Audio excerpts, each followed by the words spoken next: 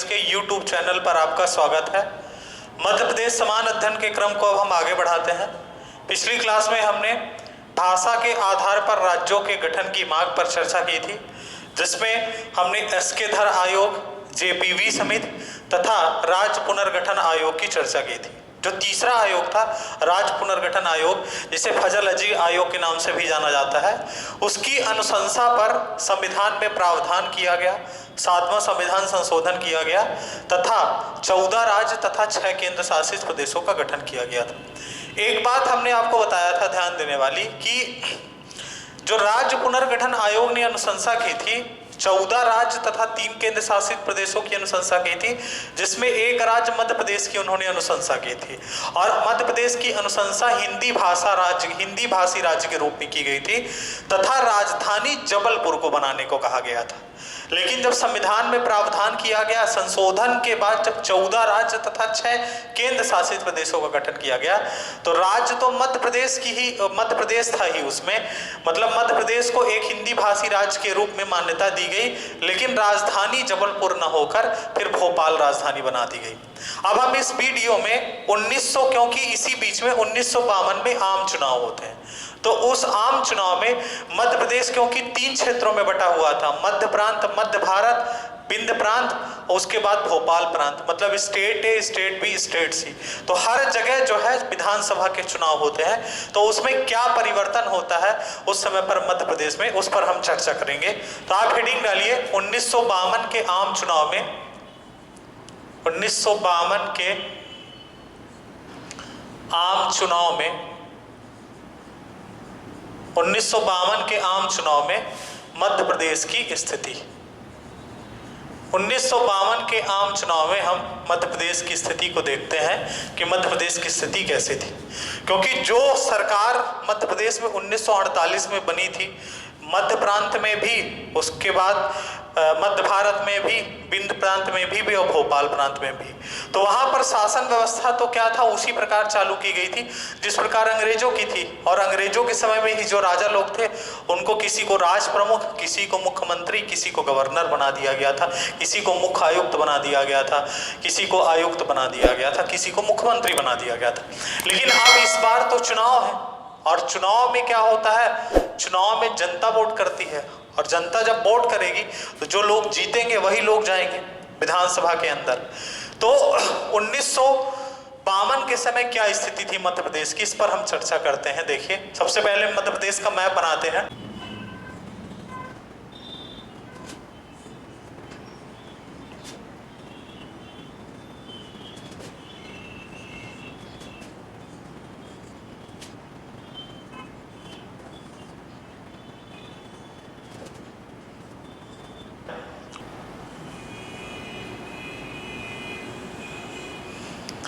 ये मध्य प्रदेश का स्वरूप है। 1952 के आम चुनाव में सबसे पहली चीज हमें यह ध्यान देना है कि पूरा जो मध्य प्रदेश था वो 3 स्टेट में बटा हुआ था, state A, state B, state सी तथा मध्य प्रांत। तो सबसे पहले आपको ध्यान देना है कि जो स्टेट ए था वो कहां से कहां तक था, दूसरी चीज स्टेट बी कहां से कहां तक था, और स्टेट सी कहां से कहां था। तो हम ये क्या करते हैं कि ये जो लाइन थी इसको क्या करते हैं, मिटा देते हैं। सबसे पहली चीज आपको ध्यान देना है कि ये स्टेट ए था। क्या था ये, स्टेट ए, और स्टेट ए का नाम क्या था, मध्य प्रांत था, मध्य प्रांत। स्टेट ए का नाम क्या था, मध्य प्रांत था। दूसरी चीज ये स्टेट बी था, और स्टेट बी का नाम क्या था, मध्य भारत था, मध्य भारत। उसके बाद ये स्टेट सी था, और इसका नाम क्या था, विंध्य प्रांत, विंध्य प्रांत, इसका नाम क्या था, विंध्य प्रांत। और ये भी स्टेट सी का ही पार्ट था, जिसका नाम क्या था, स्टेट सी ही था, ये भी स्टेट सी था, और इसका नाम क्या था, भोपाल, भोपाल प्रांत। तो 1952 के चुनाव में कहां पर क्या परिवर्तन होते हैं, हम इस पर चर्चा करते हैं। 1952 के आम चुनाव में मध्य प्रदेश की स्थिति। सबसे पहले स्टेट ए से चलते हैं। स्टेट ए का नाम क्या था? स्टेट ए का नाम मध्य प्रांत था और इसकी राजधानी क्या थी? मध्य प्रांत की जो राजधानी थी वो आपकी नागपुर थी। पहली चीज तो आपको ये बताना है, मध्य प्रांत की राजधानी क्या थी? राजधानी जो थी आपकी नागपुर थी। उस समय पर मध्य प्रांत में जिले कितने थे? तो आप बताएंगे कि मध्य प्रांत में जिलों की जो संख्या थी उनकी संख्या जो थी 25 जिले थे। मध्य प्रांत में उस समय पर जिले जो थे, जिलों की संख्या जो थी 25 थी। उसके बाद आप बताएंगे कि इनमें विधानसभा सीटों की संख्या कितनी थी? तो विधानसभा सीट कितनी थी मध्य प्रांत में? तो विधानसभा सीट जो थी 99 थी। इसकी विधानसभा कहाँ थी ये भी ध्यान रखना है। तो विधानसभा जो थी आपकी नागपुर में थी। तो मध्य प्रांत की विधानसभा कहाँ थी? नागपुर थी। ये कुछ जानकारी हमें होनी चाहिए कि स्टेट ए जो मध्य प्रांत था उसकी राजधानी नागपुर थी। उस समय पर उस पर 25 जिले थे, विधानसभा सीटों की संख्या 99 थी और विधानसभा की संख्या नागपुर थी। देखिए मध्य प्रांत से संबंधित कुछ आंकड़े ये भी मिलते हैं कि मध्य प्रांत में 1952 के चुनाव में जो स्थिति 1952 के पहले की थी उसी स्थिति को यथावत रख दिया जाता है। उसी स्थिति को क्या कर दिया जाता है? यथावत रख दिया जाता है। यहाँ पर क्या होता है कि यहाँ पर जो मुख्यमंत्री बनते हैं, जो सीएम बनते हैं 1952 के चुनाव में, वो सीएम बनते हैं पंडित रविशंकर शुक्ल। पंडित रविशंकर शुक्ल, पंडित रविशंकर शुक्ल को मुख्यमंत्री बना दिया जाता है। स्टेट ए को मध्य प्रांत कहा जाता है। राजधानी नागपुर थी, इसमें 25 जिले थे, विधानसभा सीटों की संख्या 99 थी, इसकी विधानसभा नागपुर में थी और 1952 के चुनाव में पंडित रविशंकर शुक्ल को क्या किया जाता है? मुख्यमंत्री बना दिया जाता है। उसके बाद चलते हैं स्टेट बी। स्टेट बी का नाम क्या था? मध्य भारत। अब मध्य भारत की राजधानी क्या थी? राजधानी आपको पता है कि मध्य भारत की 2 राजधानियां थी। एक राजधानी ग्वालियर थी, ग्वालियर को शीतकालीन राजधानी बनाया गया था, और दूसरी राजधानी क्या थी? इंदौर थी, और इंदौर को ग्रीष्मकालीन राजधानी बनाया गया था। ठीक। उसके बाद यहां पर अगर जिले बताना हो कि उस समय पर स्टेट बी में कितने जिले थे, तो उस समय पर स्टेट बी में कितने जिले थे? 16 जिले थे। 16 जिले स्टेट बी में थे। विधानसभा सीटें कितनी थी ये ध्यान रखना है आपको। विधानसभा जो सीट थी 1952 के चुनाव में, वो सीट थी आपकी 99। मतलब मध्य प्रांत और मध्य भारत दोनों में विधानसभा सीटों की संख्या कितनी थी? आपकी 99 थी। विधानसभा कहाँ थी ये आप बताएंगे? तो विधानसभा आपको ध्यान रखना है ग्वालियर में थी, और ग्वालियर में जो मोती महल है वही क्या था? विधानसभा लगती थी, ग्वालियर के मोती महल में।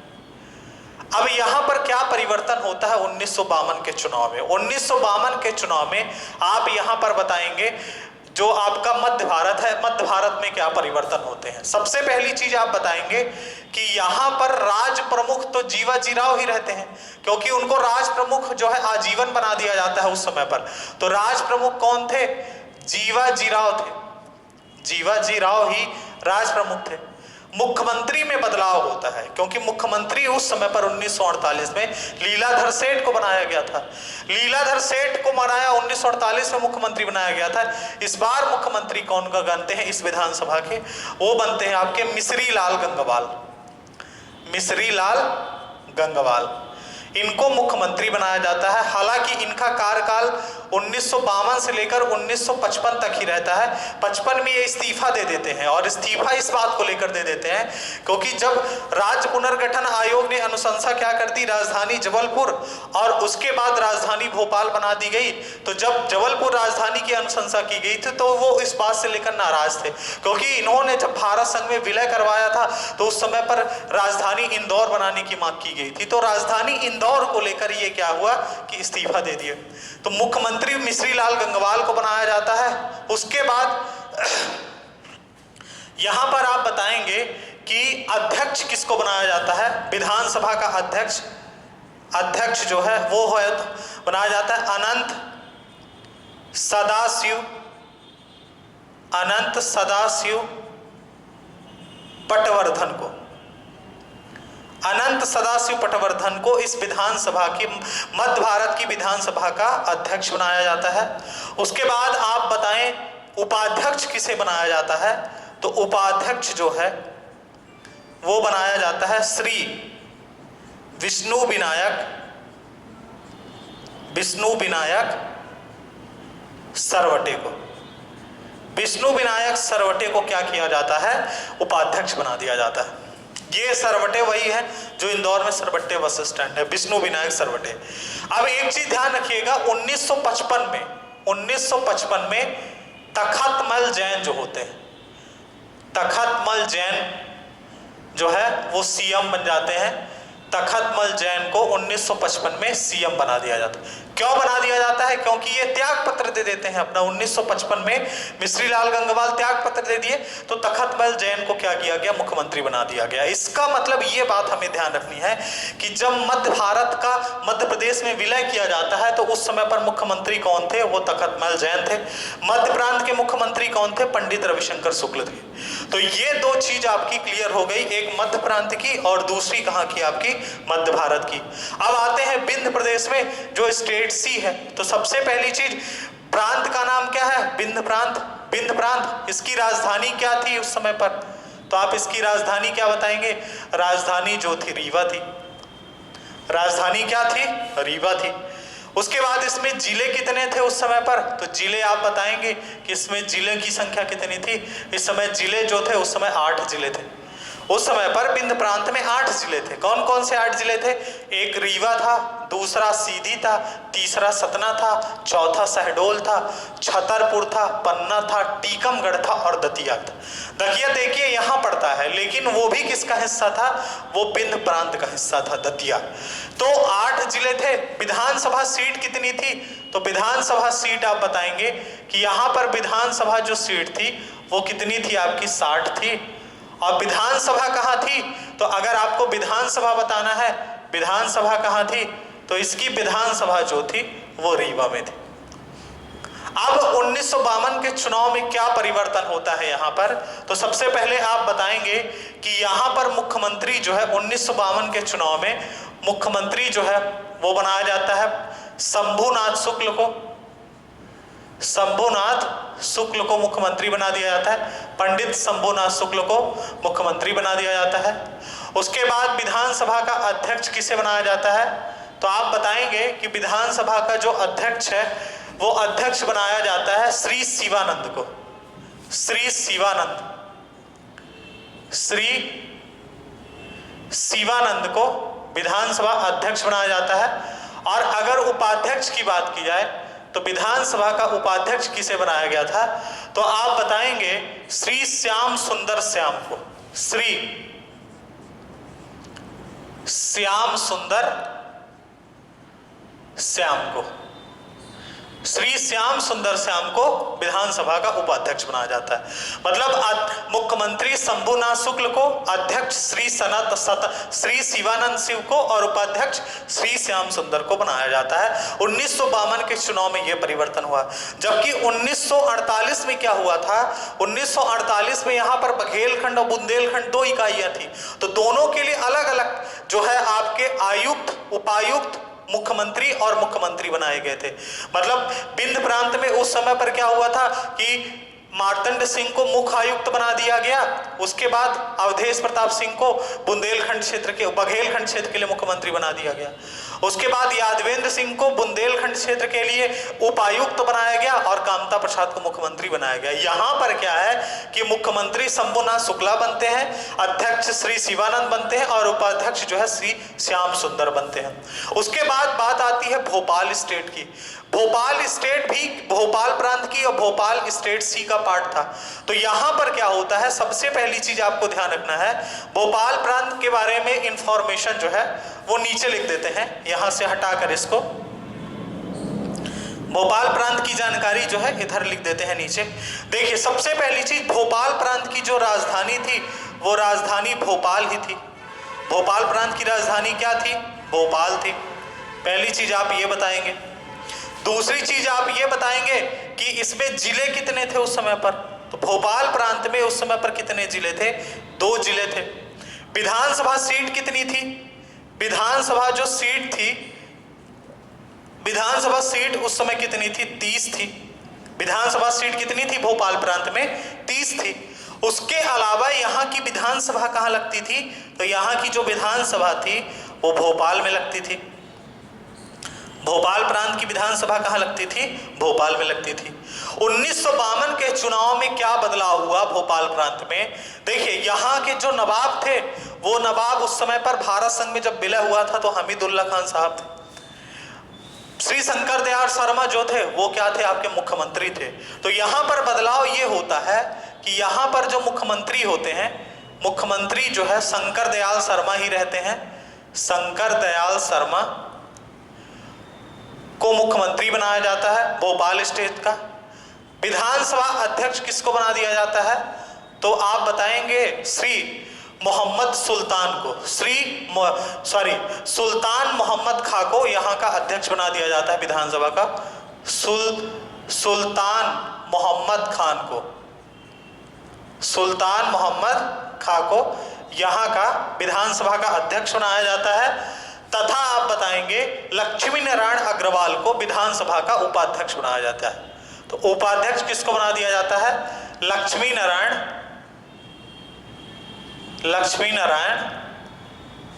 अग्रवाल को क्या कर दिया जाता है? विधानसभा का उपाध्यक्ष बना दिया जाता है। तो ये स्थिति जो थी आपकी 1952 के चुनाव में मध्य प्रदेश की स्थिति थी। क्या क्या परिवर्तन हुआ? स्टेट ए, देखिए स्टेट ए के बारे में मैंने आपको बताया कि कुछ जगह ये भी जानकारियां मिलती हैं, क्योंकि ये जो हमने डाटा लिखा हुआ है ये डाटा हर जगह अवेलेबल नहीं है। इसलिए यहां पर स्टेट ए के बारे में ये कहा जाता है, प्रांत के बारे में, कि यहां पर चुनाव हुए ही नहीं थे। यहां पर जो स्थिति पहले थी, यथावत थी, वही स्थिति जो है 1952 के चुनाव में यहां पर विधानसभा में कर दी जाती है। राजधानी नागपुर थी, विधानसभा सीटों की संख्या 99 थी, विधानसभा नागपुर में लगती थी और जिले 25 थे। मध्य प्रांत के बाद मध्य भारत में क्या होता है कि राजधानी ग्वालियर इंदौर थी, विधानसभा ग्वालियर के मोती महल में लगती थी, विधानसभा सीटों की संख्या 99 थी, जिले 16 थे। और इसमें क्या किया जाता है कि राज प्रमुख तो जीवाजीराव आजीवन हो जाते हैं, मुख्यमंत्री मिश्रीलाल गंगवाल बन जाते हैं। हालांकि गंगवाल 1952 से लेकर 1955 तक ही मुख्यमंत्री रहते हैं। 1955 में त्याग पत्र देने के बाद तखतमल जैन मुख्यमंत्री बन जाते हैं। तो मध्य भारत का जब मध्य प्रदेश में विलय होता है तो मुख्यमंत्री तखतमल जैन रहते हैं। श्री अनंत सदाशिव पटवर्धन अध्यक्ष होते हैं विधानसभा के, और विष्णु विनायक सरवटे जो होते हैं उपाध्यक्ष होते हैं। उसके बाद स्टेट सी में आप देखिए विंध्य प्रांत में विधानसभा सीटों की संख्या 8 थी, वो 60 थी, जिले 8 थे, राजधानी रीवा थी, विधानसभा रीवा में लगती थी। मुख्यमंत्री शंभुनाथ शुक्ल को बनाया गया, अध्यक्ष जो है श्री शिवानंद सिंह को बनाया गया और उपाध्यक्ष श्री श्याम सुंदर श्याम को बनाया गया। भोपाल प्रांत की राजधानी भोपाल रखी गई, 2 जिले थे, विधानसभा सीट 30 थी, विधानसभा भोपाल में लगती थी। मुख्यमंत्री शंकर दयाल शर्मा ही थे, अध्यक्ष सुल्तान मोहम्मद खां थे और उपाध्यक्ष लक्ष्मी नारायण अग्रवाल को बनाया गया। तो ये स्वरूप मध्य प्रदेश का 1952 में ये जो विधानसभा बनती है 1952 से लेकर 1956 तक, कब तक? 1956 को तक ये विधानसभा का स्वरूप जो है इस प्रकार रहता है और मध्य प्रदेश का भी स्वरूप 1956 तक इसी प्रकार रहता है। अब जो कुछ भी बदलाव होगा, क्योंकि 1 नवंबर 1956 को राज्य पुनर्गठन आयोग की अनुशंसा पर मध्य प्रदेश का गठन होता है। तो मध्य प्रदेश का जब गठन होगा तो 1956 में जो भी बदलाव होंगे 1956 में बदलाव होंगे।